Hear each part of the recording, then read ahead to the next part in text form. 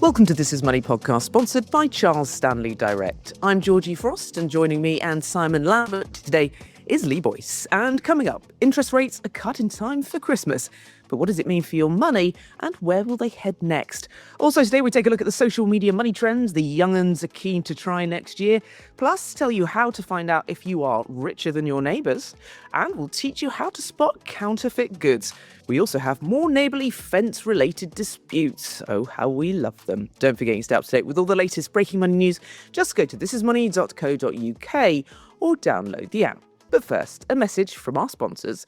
With Christmas almost upon us, give yourself the gift of financial clarity with support from Charles Stanley Direct's Financial Coaching. Led by This Is Money regular Lisa Kaplan, Financial Coaching gives you access to a real expert who can help you make sense of your financial plans. Book your free 15-minute call today at charles-stanley.co.uk/financial coaching. Go on, get answers you can trust.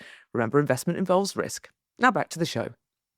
Good news for mortgage holders, bad for savers. The Bank of England cut interest rates this week from 4% to 3.75%. It was widely predicted, but what is less certain is the speed of travel next. So Lee, Simon, welcome. Lee, it was a bit of a tight one, wasn't it? What happened? Yeah, it was a 5-4 vote with the MPC. So I think what we always do is when we see the figure come through and we see that there's been a cut or if there's been a hold, it's having a look at how the 9 members of the MPC voted. And a 5-4 suggests that 4 voting for a hold at 4% was tighter than expected, I would argue. And it felt like a shoe-in all week, because basically we had a lower inflation reading, only very slightly, but a slightly lower inflation reading than was expected the day before. And then all of a sudden the markets went gangbusters. It was almost like this base rate cut is priced in. It's going to happen now for definite. And then it came through at 5-4. And it was just a bit squeakier than what was expected. So I think that it was. What was the reason for that, Lee? It's always on the cards. Because there's 4 members that are kind of not as keen to cut rates. They think that 4% should be where base rate is at, and that's their prerogative, isn't it? And I think sometimes what happens is we get kind of. We look at all the data modelling that we have at our fingertips and how likely it is that a base rate decision is going to be happening, in terms of like a cut or a hold, and then all the markets get hold of that data and it all goes a bit crazy. But it just shows you that nothing's a dead cert. And yeah, as I say, a couple of members still believe that 4% is the correct. I mean, for one thing, 4% sounds a bit. It's easier to remember than 3.75%, isn't it, Georgie? It feels like which is obviously a consideration, Lee. So obviously a consideration. The Bank Governor Andrew Bailey saying that we've passed the recent peak in inflation. It's continued to fall, so we've cut rates for the 6th time to 3.75%. We still think rates are on a gradual path downward. But with every cut we make, how much further we go becomes a closer call, which is highlighted in what happened this week.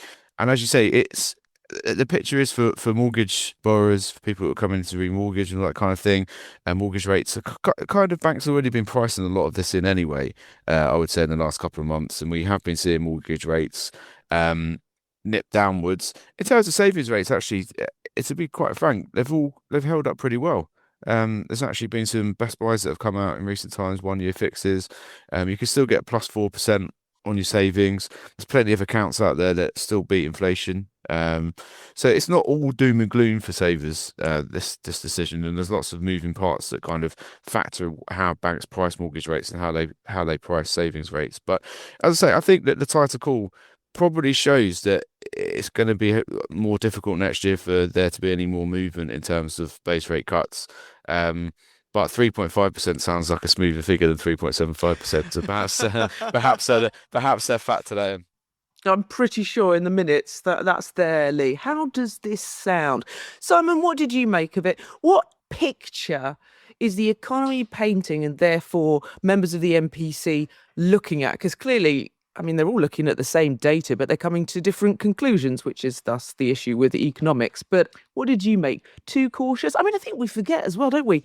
Historically speaking, really historically speaking, not the past decade or so, 4% is pretty reasonable. Absolutely. Historically speaking, an interest rate of 3.75% base rate is pretty low.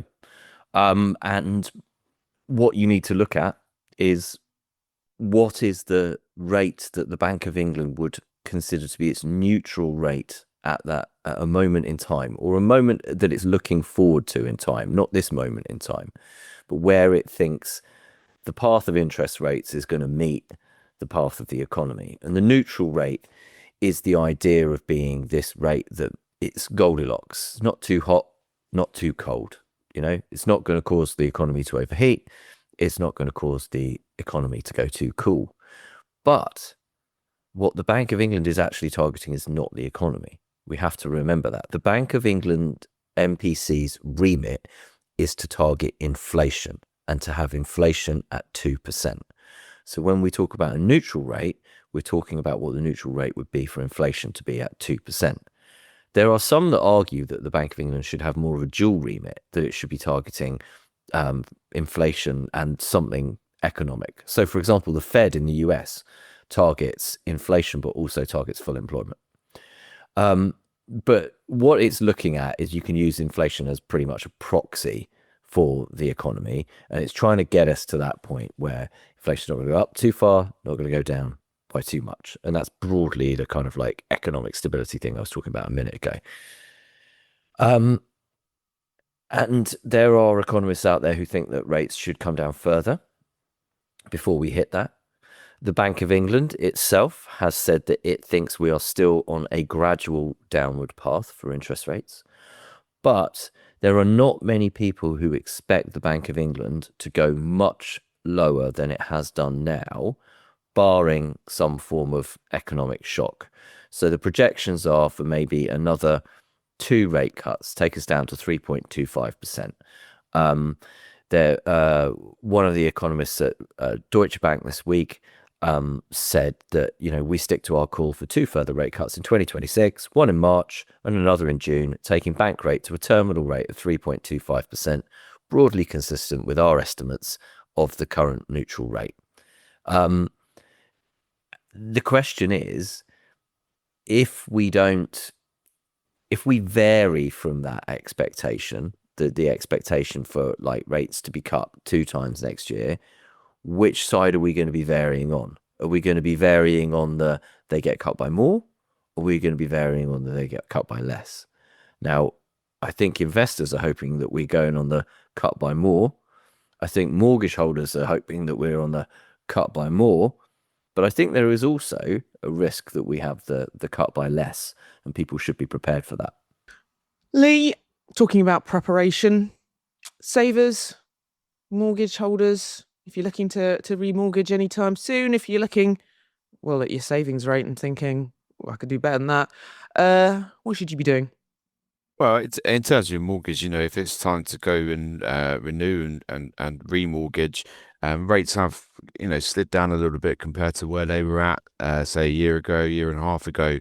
And they've been, as I say, gradually decreasing since then. For your first-time buyer as well, rates have been coming down very gradually as well. In terms of savings, I say that they're holding up pretty well, and part of that's true in certain areas. So, for example, 1-year fixes have remained pretty strong in terms of rates, but where it does get hit is where a lot of people do park their cash, which is in easy access.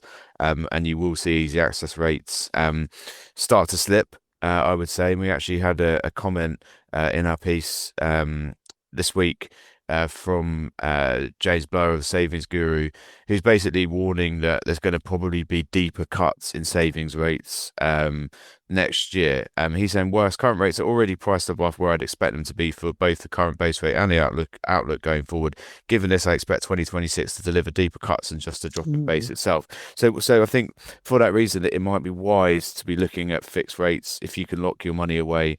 It's a good home for your cash, but if you do need to access it, speedily, you have no option. But if you are parking your money in easy access, just make sure you're getting the best rate and make sure you're not just leaving it lumbering around in your current account, getting eroded by inflation.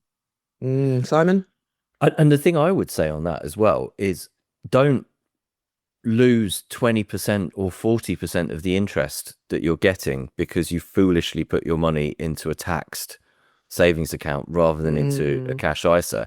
If you have the opportunity to put your savings into an ISA because you haven't used your full ISA allowance, which will be the case for most people because they're not going to manage to put 20 grand into an ISA in a year, make sure that you get your cash savings into an ISA, because otherwise you're losing 20%, 40%, 45% perhaps to tax on the interest that you're getting. You've got the £1,000 tax-free personal savings allowance. It's been frozen since the day it was brought in, so it's worth much less than it once was. Meanwhile, interest rates have gone up. But if you're a higher rate taxpayer, of which, as we have commented many times before, there are many, many more higher rate taxpayers, and many, many more additional rate taxpayers, and many, many more people caught in the 60% tax trap, then you're getting hammered on that interest. So put it into a cash ISA. And I would say if it's an easy access one, easy access, cash, flexible ISA, so you can take the money out, put the money back in the same tax year, doesn't count as your new ISA allowance. Best place to keep your cash. And I imagine we're going to see a lot more money stuffed into cash ISAs in the next year and 4 months. Is it, Lee? Have I got the date right? When does the limit change? Is it April 2027? Yeah, bang on the money there, Georgie. There we go. You've got this year's full £20,000 allowance. You've got the next financial year's full £20,000 allowance, and then if you're under 65, that is going to drop, as you say, from April 2027. Right, well, we're sticking with savings, Lee, because if rates aren't going to help us next year, and they don't sound like they will do, we're going to have to boost our savings ourselves. And apparently, social media is the place to go for inspiration. According to Nationwide Building Society, more than 3 in 5 24 to 35-year-olds, so all of us here, are thinking about taking part in savings challenges next year. Things like the 100 envelopes method, revenge saving, we've covered that one before, I know that, and the no spend challenge. If you are baffled, Lee is here to explain what all of those are. Lee. Yes, I am, Georgie. I am here to explain what all of them are. And listen, I kind of think, first of all, it's very easy to look at this stuff and kind of sneer at it a little bit, where you're kind of like, oh, savings challenges, like what on earth are under 35s doing now? But but it is the way that lots of people, get inspired to do stuff. They're scrolling on their phone, they're seeing what other people are doing, they get inspired, and if it happens to be that they're getting inspired to save more money, or start saving, listen, I'm all for it. And if that's the way it works for certain people, that's the way it works for certain people. So this 100 envelope challenge, basically you take 100 envelopes and you write numbers 1 to 100 on them. Okay, and this is the number of pounds you're going to add to the envelope. Each week you pick out 2 envelopes at random and put the amount shown on the front of them. So you might pick 17 and 34, and you have to put that amount of money in. You tuck it away that week. After the end of the year, you're going to have £5,050. And then what you do with your money from there is this is a snowball effect. You go and do something with it. You stick it in a fix, or you put it into some investing where you carry on going with it, or you put it in easy access and you carry on going with it. The important thing is that it's kick-started you getting into the habit. And actually, do you know what, Georgia? I think it's quite interesting that the real interesting thing for me about this is that this is like going back to old school methods. This is actually like saving physical cash and actually seeing it rather than a figure on a screen. And I think lots of people are feeling like that in all sorts of areas of their life. But if you get to it at the end of the year and you see that £5,000 in cash, I mean, that's quite a nice feeling. Probably more so than seeing it, just on a screen. The no spend challenge is what it says on the tin, really. You're taking your tins out of your cupboard and they're eating everything that you can find, and basically just trying to spend no money. So you might do that for a month, or you might do that for 3 months. I think a lot of us are guilty. I dread to think what's in my freezer. I've probably got probably a good couple £100 worth of stuff in the freezer. True. Probably got a good couple £100 worth of like tins and pasta and stuff that you just go, oh, do I need another pack of spaghetti? Can't remember. You pick up another pack of spaghetti and you realize you've got 4 half-open spaghettis in the cupboard already. It's about basically using up everything that you've got to you just take, say, your paycheck isn't going anywhere, and not just food. It's like not buying clothes, it's not buying frivolous things like coffees and stuff that give us joy, but sometimes we're guilty of spending too much. So lots of people enjoy this. It's a kind of like, I would say it's like dry January, but with money. instead of not drinking. It's just basically beer. But I wouldn't do it in January. January's just But such a unfortunately, I was going to miserable say month. Yeah, such a miserable month already. Do it in a kind of month where it's like more feasible. February, sure. February. It's short. Exactly. Trace. You took the words right out of my mouth. That's what exactly what I was going to say. It's a couple of days shorter, so you've got more of a chance. And yeah, the revenge saving we've talked about before. This is all about carefully tracking how much you're saving, as with normal budgeting activities. But it goes a step further by not spending, and taking part in a lot of different other savings challenges that are out there. Now, personally speaking, I think that the best challenge, the best savings challenge, or the best way to start the habit, as I have mentioned numerous times, is a regular savings account. If you are at £0 and you feel like you can't save, you're not someone that naturally saves, setting up a direct debit to come out of your account once a month that goes into a regular saver rate. They pay up to 7.1%, which sounds really high, but when you smooth it out over the course of the year, you're not going to get anything like that. But it's not, the rate isn't that important. It's still nice to get interest on what you're doing, but it's the habit, and it's getting in that habit. And if we have to, if a regular saver just isn't a catchy enough term for, if we've got to jazz this term up, Georgie, to make it more of a savings challenge, the regular savings challenge just sounds rubbish. Our answers on a postcard, listeners, anyone has got an idea of how we can make it more exciting in the new year, and we'll become TikTok sensations, Georgie. We'll start telling people to get their regular savings challenge on the go. We can do it. Come on. Yeah, I think like venti or something. Like regular is coffee. You want to supersize it, like a venti savings challenge. But then I thought about it. I tell you what, though, Georgie, you put that in a headline. People are crackers for this stuff, but Right. readers love reading about it. If you Didn't just do it, though. if you just do that, and I tell you, it will just catch on. Oh, what's this venti savings challenge? And all of a sudden, it becomes a thing. So you make it your thing. All right, cool. Social media sensation that I am. I'm gonna. Yeah. I'll retweet it. I'm in. I'm invested, literally. But Simon, it's a good point. I do not knock this at all. In fact, I mean, it's not with physical cash, but the best way I ever saved was, years ago with one of those Roundup apps. And by the end of it, I'd saved myself enough pretty much for a deposit for a house. I mean, without even really realizing it. And it's gamification, isn't it? And I suppose the whole point about social media, and we've said it before with the revenge saving, is it's accountability, isn't it? But yeah, definitely the food cupboard thing is something I think we could probably all do with a bit of a clean out. Well, when Lee said that, it made me laugh because I was literally about to say the word mince, right? So the cost of beef has gone up a huge amount. We talked about this a couple of podcasts past when we were talking about food inflation. Beef mince has gone up loads to the point where Waitrose, posh shop of choice for many Britons, those who haven't gone, I'm not paying that anymore, I'm going to Aldi, it has said that they've seen a big rise in sales of pork mince because people are going, I'm going to make my weekly chili with pork mince instead. Certainly I do. Yeah. Yeah. I mean, so we're still making our weekly chili with beef mince, but there's more veg going into it as well, which helps bulk it out. But that also means that because we're buying the same amount of mince, just paying more for it and then bulking it out more, we're getting left with more leftovers, and they all get bagged up, go into the freezer. We've started dating them, not taking them out for a meal, but dating them as in putting a date on the pack.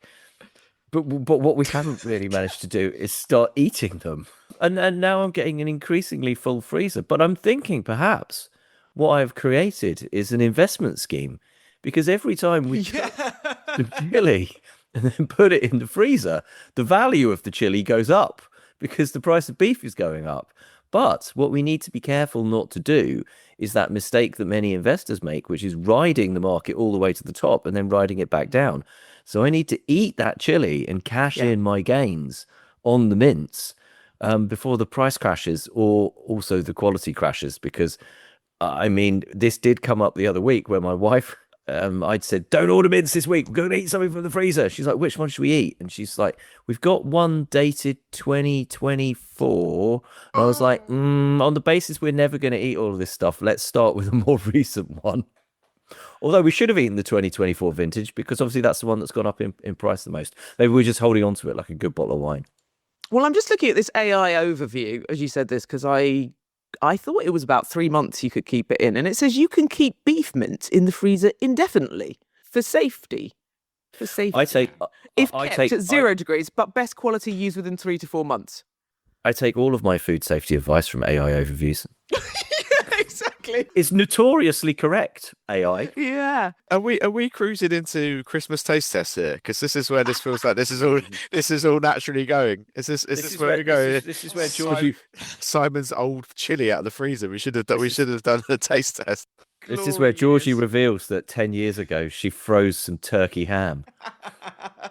For listeners who are new to the show and never got to experience our wonderful Christmas taste test, I do recommend going back multiple years. I can't even think how many years it would be to have a listen to that. Look, Lee, before we move on from this, you mentioned there about physical cash, and I do want to ask you one sort of fairly large money story from the week, and that's the contactless limit for cards is potentially going to be scrapped. I mean, it looks like the FCA wants to get rid of it come March next year, March the 19th, I believe. Now, of course, you can use mobile payments unlimited. So this is the physical card.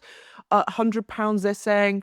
If banks can prove that they've got fraud under control, didn't mean to laugh then. But what's weird about this, right, and Lee, help me out, is the FCA's own research shows that 3/4 of consumers don't want the limit raised, and in fact, some want it lower. And actually, most industry people are not fully on board with this yet. Why is it happening? I think it's a little bit of something for nothing, if I'm being honest, Georgie, because essentially, as long as a customer of a bank can toggle on or off or phone their bank or go into a branch and say, I don't want my card to be contactless or I want my contactless limit to be £20 or to be £40 or to be £60 or to be £80. I'm kind of at ease with it. What I'm not at ease at is if it just gets rolled out and everyone all of a sudden has an unlimited kind of amount that could be spent on the card. Now, all of the banks have to have proper, fraud checks. So what I mean by that is usually every 5 transactions or so, especially if it's outside of your regular spending, you should be prompted to input your PIN. And usually as well, if it's not that many, it's at a monetary amount. So if you all of a sudden there's been a transaction of £200 and then there's one of there's been like £100, it should stop you there because £300 is usually the limit that they then make you put your PIN in again. So that what that prevents and should prevent is a fraudster grabbing your card, stealing your wallet, and just going on a massive rampage. And as I say, I think as long as it's not kind of just rolled out to everyone blanket, it's kind of okay. I'm a massive champion of cash. I'm a massive champion of choice, and that you can't look past the fact now that something 90 to 95% of all payment transactions are contactless. I mean, it's an incredible amount. It's happened so fast. It makes it incredibly difficult to budget. And I think that we spoke to some of the banks this week about it, and I think Santander, for example, said it had no reason to change the limit and it would be keeping it at £100. That was their kind of stance. So I wouldn't be surprised if something similar happens with other banks. But again, and I'll finish it here, we're lucky in this country in the fact that we do have a lot of choice of banks, whether you want to be with one of the legacy banks, one of the big legacy banks, or you want to be with one of the new upstarts. We have largely free banking, and if you're not happy with something that your bank does, just jump ship and go somewhere that's better for you. Is my take. So I don't think it's as exciting as what it sounds. As in, I don't think we're all of a sudden all going to have no limit and it's going to be a massive fraud rampage and etc. etc. I think it's fine. That's it for part 1. I'm joined now by Lisa Kaplan of Charles Stanley Direct for our weekly Investing Explained feature. Lisa, a question here from a listener. I gave my children some money 10 years ago as an early inheritance. None of us can access our bank statements anymore. So how do we prove this was done more than 7 years ago for inheritance tax purposes? It's a good question. Well, I would say when you're doing probate, you asked about gifts over the last 7 years and to declare them, basically. And if this was more than 7 years ago, you simply don't have to declare the gift. If the revenue wants to look further, they can maybe try and unearth the evidence or ask you to find some evidence, but they can't go back further than 7 years for the gift. Lisa, thank you very much. Welcome back. Time is running out to find the perfect gifts for Christmas, but be careful what you buy. Counterfeiting. No longer a fringe problem. Fake goods cost Britain more than £9 billion a year in lost revenue, deprive the Treasury of about £4 billion in unpaid tax, and a link to the loss of an estimated 60,000 legit UK jobs annually. That's according to the OECD and the UK Intellectual Property Office. And of course, some of the products can be dangerous. So Dan Hatfield, This Is Money's valuation expert, has rounded up the 12 dupes to dodge. Simon, I have to say, when I read this article, those figures absolutely blew me away, because I have to ask the question, where are people getting these fake goods from? It's interesting, isn't it? Because, well, there's two things going on here, right?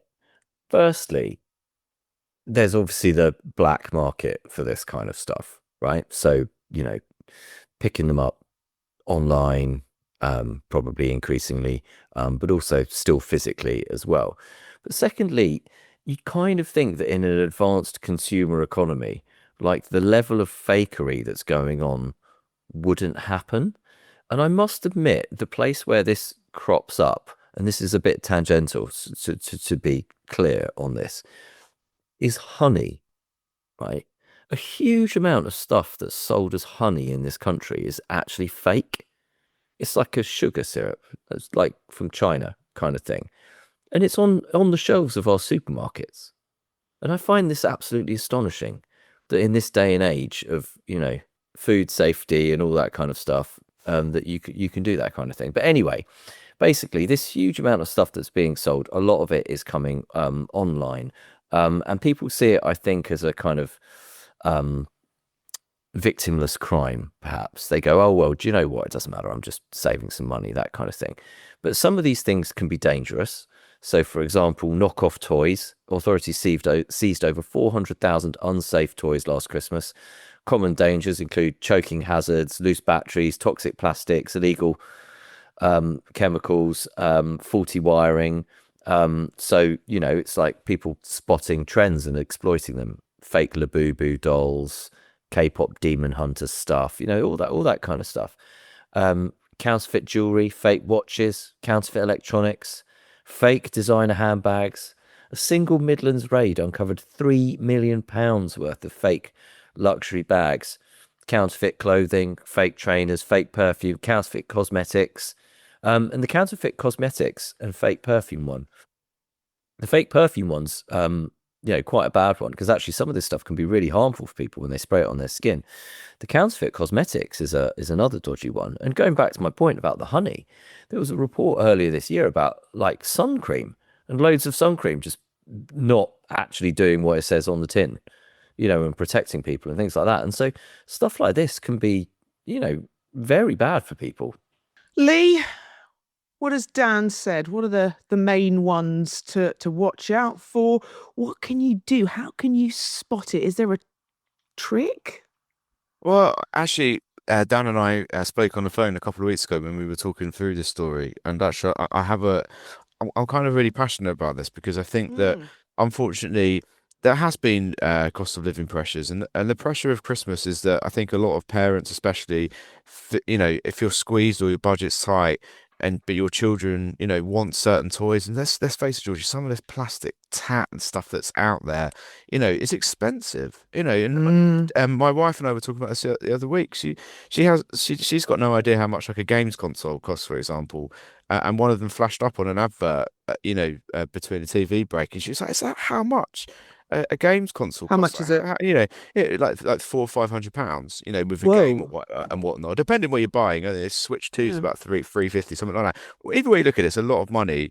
Things are heavily advertised, and it's very hard to. You don't want to let your children down. I think that's the mentality that a lot of people are in. So, I understand it. But it is damaging to the economy when you're buying knockoff stuff. As you say, it can be dangerous. Like a lot of these charging units for, certain products are not fit for standard. They're not as they should be and could create fire hazards, all of that kind of thing. What Dan and the best advice really is that, if something is too good to be true in terms of price, it's very likely that it's going to be a knockoff. And I think one of the biggest industries for this, Georgie, and I think it's something that's probably close to your heart as well, is football shirts. Now, football shirts are an incredible amount of money these days. Oh If you're yeah. following a Premier League team, for a child, I bought, unfortunately for my daughter, I bought her a Southend shirt. It's pretty much the same price as an adult shirt. I think there's a £5 difference. It's about the eighth the size of my shirt. How is a kid's shirt not sort of like a tenner or £20? And football teams shoot themselves in the foot better for this as well, because this is their next generation of fan. You want your Yeah. your the younger generation to be going around rocking, your local football team or whatever, rather than all of the Saudi Arabian shirts I'm seeing lately, and Inter Miami, and what's Inter Miami got to do with Essex? Just get you a Southend shirt. Let's make it 10-20 quid. But my point here is that there has been a massive industry spring up for fake football shirts. I see it all over social media. There's one brand in particular that is notorious for making good quality knockoffs of football shirts.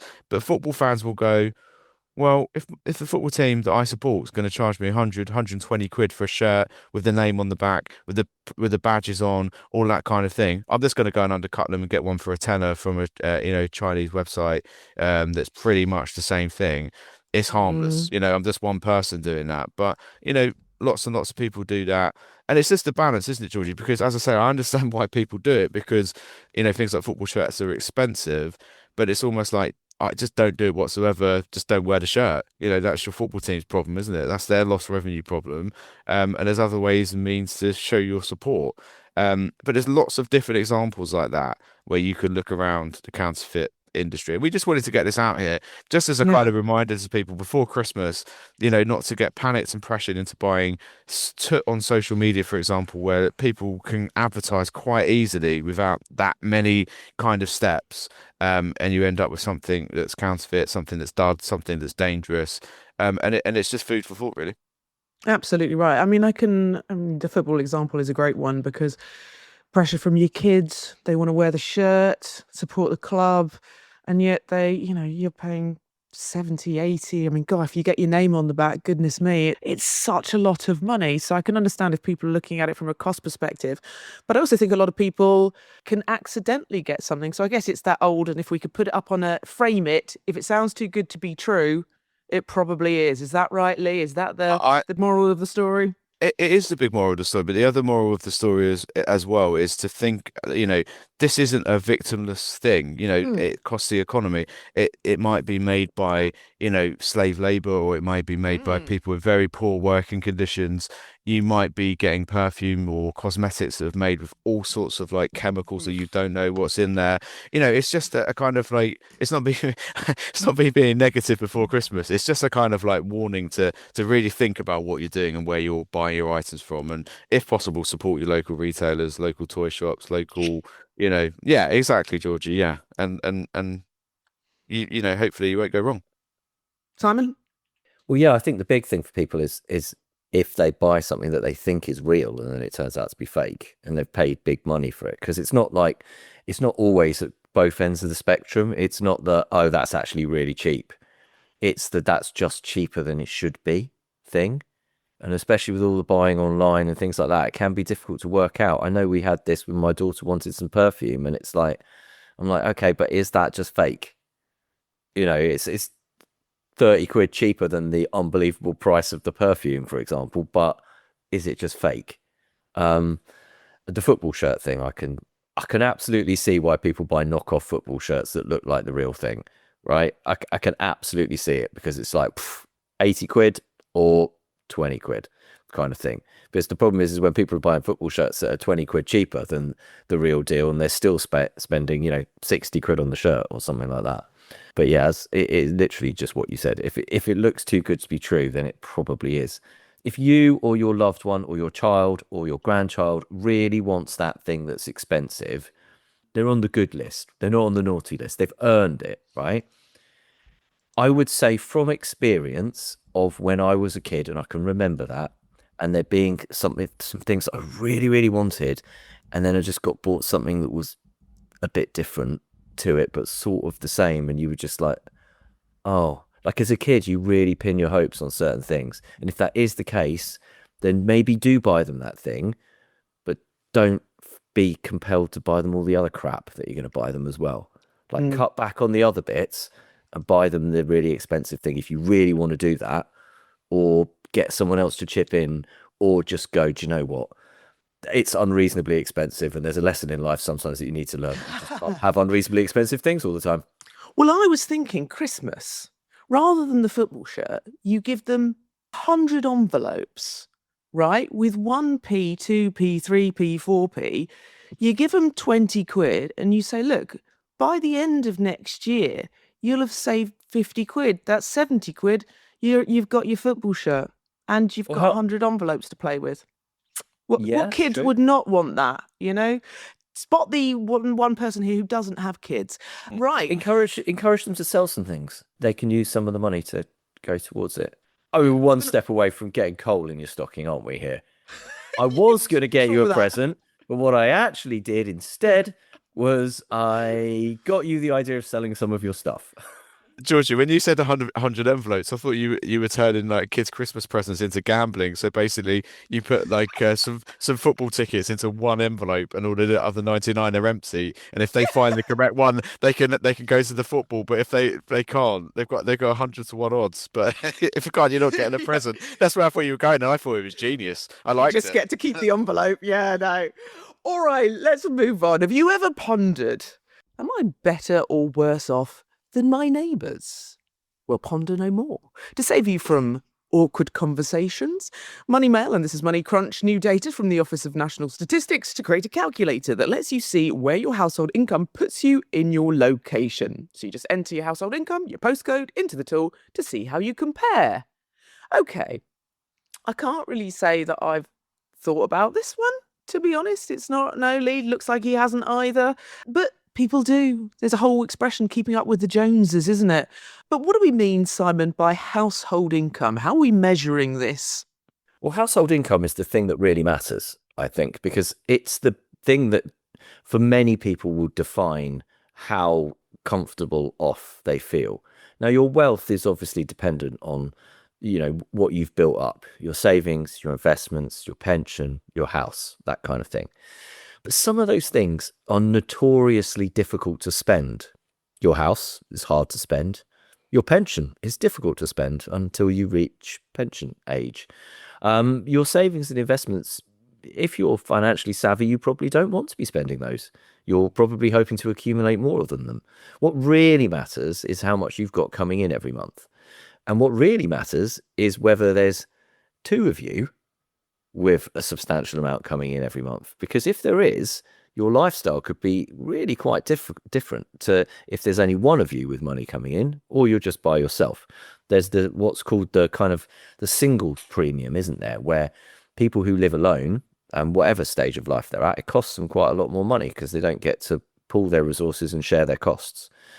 So if you look at household income, it's basically how much you've got coming in before tax. This ONS report looks at something called middle layer super output areas in England and Wales. Middle layer super output areas in England and Wales. Right. Which are neighbourhoods of around 5 to 15,000 people. Most recently released figures are for 2023, so you need to add a little bit to this, okay? And they look at the total income received for households before they've paid any tax, okay? So it's pre-tax income. The average household income in the UK is £58,641. If you compare that to the average annual earnings for a full-time employee, that's £39,039. So you can see how that makes a difference. As I said, dual incomes make a difference, but it also depends on how these incomes are coming in. So if you take the example, and I think this is quite an interesting statistic, If you take the example of a household with just one earner on £100,000, they are on a six-figure salary.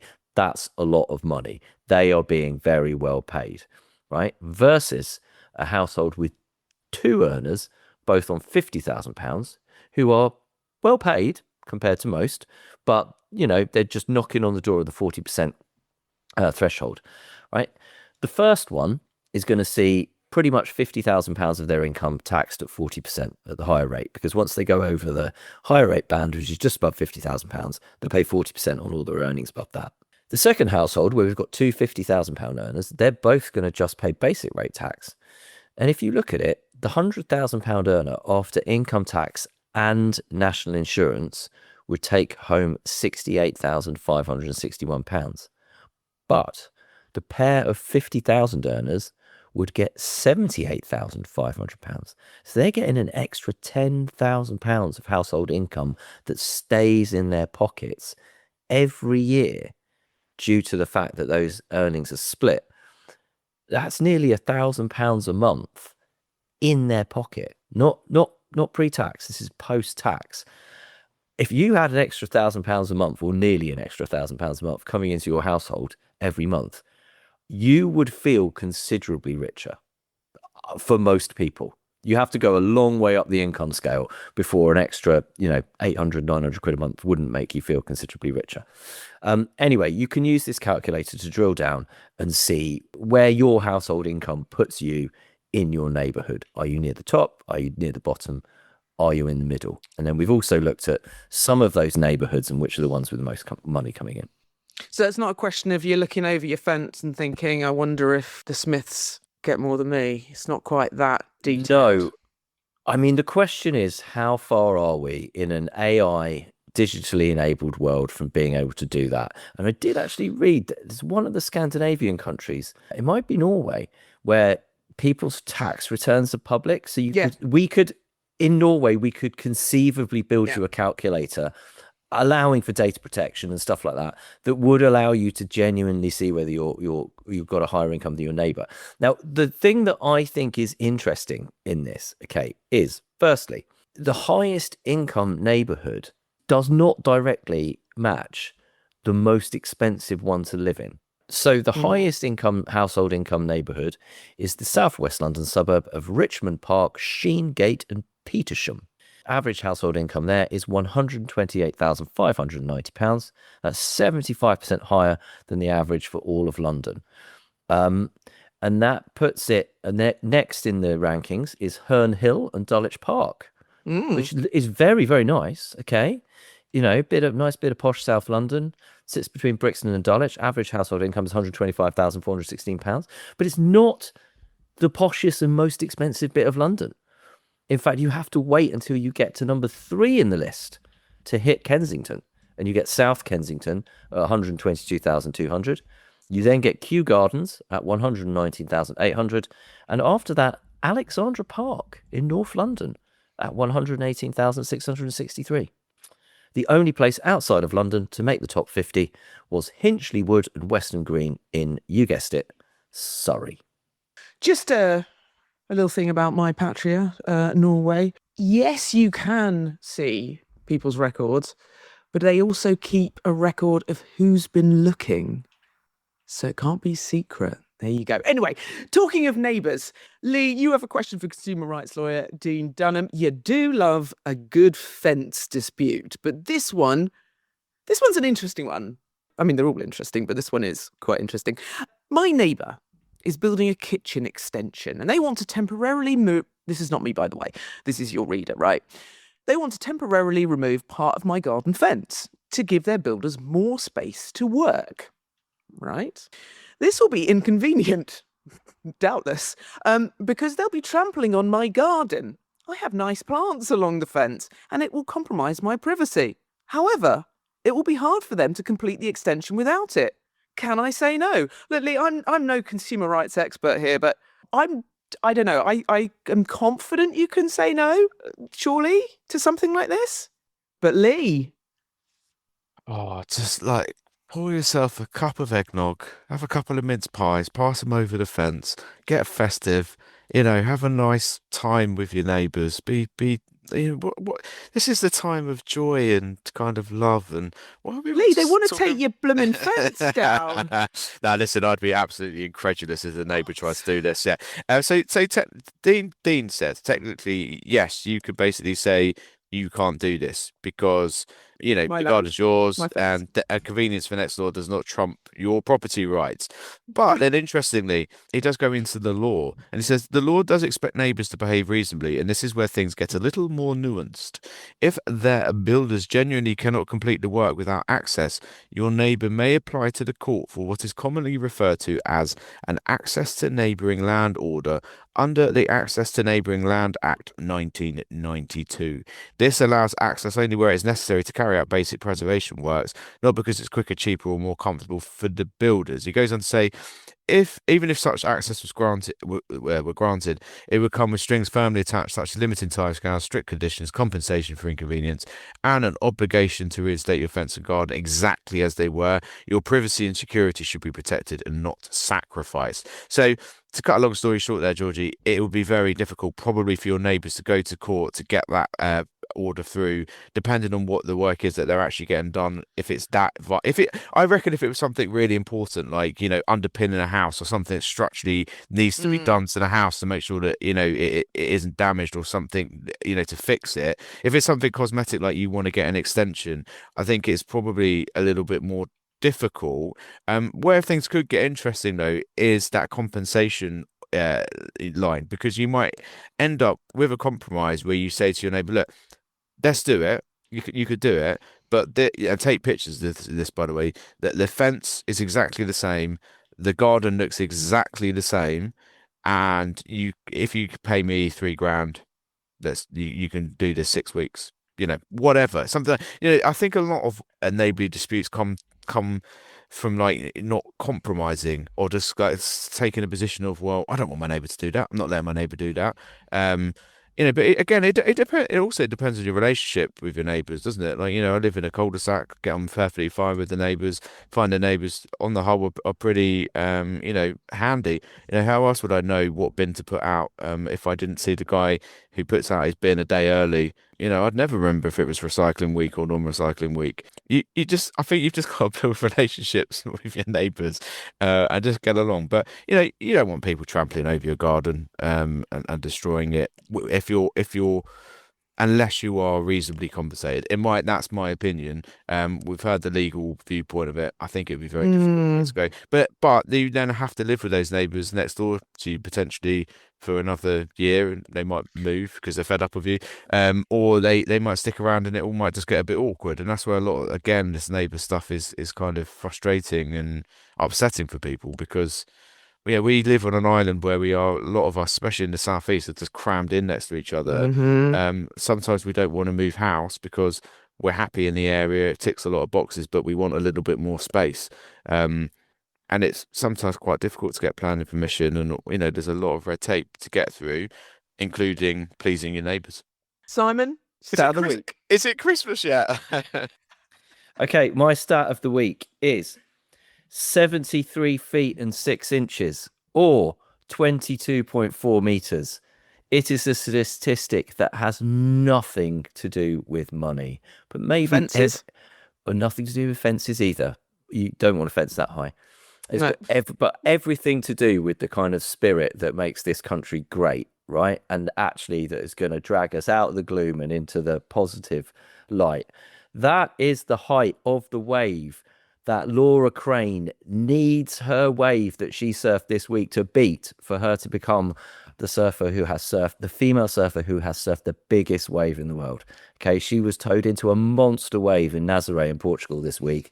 Absolutely amazing. She's 30 years old. She's British. Look her up. It's an amazing story. She's shown unbelievable, kind of dedication and courage and bravery to do this. And as the father of 2 girls, I think we should celebrate this kind of stuff. Well, hold on, she's not related to Helen Crane, just to be completely. No, she's not related to Helen Crane. Okay, fine. No. All right. You can keep up to date with all the latest breaking money news. Just go to thisismoney.co.uk or download the app. If you have any comments or questions for the team or anything you would like them to look into, Simon. You can email us at podcast@thisismoney.co.uk and come to thisismoney.co.uk/podcast to join the debate in reader comments. And if you like our podcast, why not rate us wherever you found us? It helps other people find us too.